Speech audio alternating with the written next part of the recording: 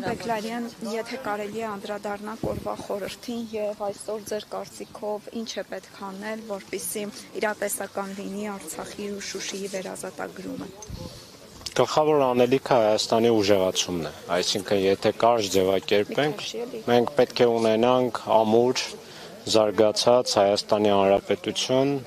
որի ժողովուրդը եւ ամբողջ հայ ժողովուրդը ունենանք ազգային գաղափարախոսություն եւ ազգային էլիտա, իսկ դրա հիման վրա նաեւ արդյունավետ կառավարում։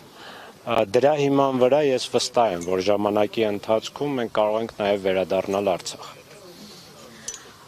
Պարոն Բեգլարյան, այսօր Նիկոլ Փաշինյանը շնորհավորել է հաղթանակի 80-ամյակը, սակայն իր պաշտոնական ուղերձում որևէ անդրադարձ ակնարկ չկար Շուշիի ազատագրման օրվա առնչությամբ։ Սա սպասելի էր ձեզ համար 20 թվականի եւ 23 թվականներից հետո։ Արդեն չեմ զարմանում, ինչ ասեմ, բնականաբար խիստ բարկասնող է, բայց զարմանալու ոչինչ չկա, այսինքն ինքը դրա վերաբերյալ բազմիցս անոնսներ է կատարել։ Պարոն Բեգլարյան, այսօր արցախցիները օրինակ մեծ հետ զրույցում են ու բազմիցս նշում է, որ ամեն դեպքում իրենք դեռ հույս են փայփայում,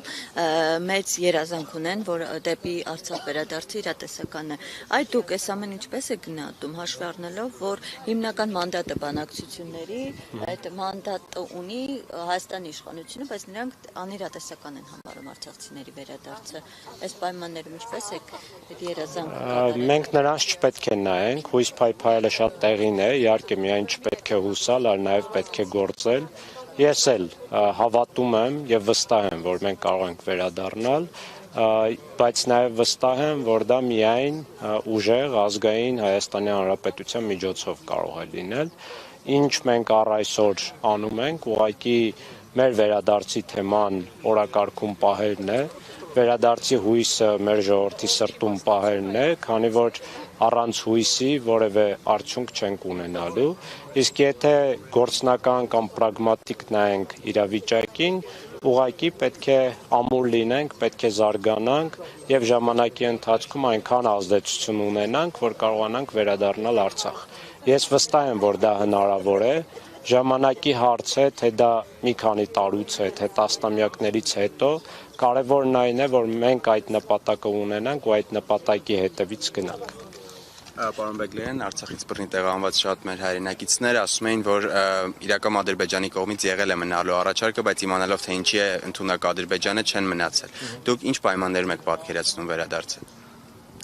Վերադարձը պետք է պատկերացնենք առանց ադրբեջանական ցեղասպանական վերահսկողության։ Կարճ եթե ձևակերպենք, դուք ինչպես եք պատկերացնում օրինակ հրեաների վերադարձը հիտլերյան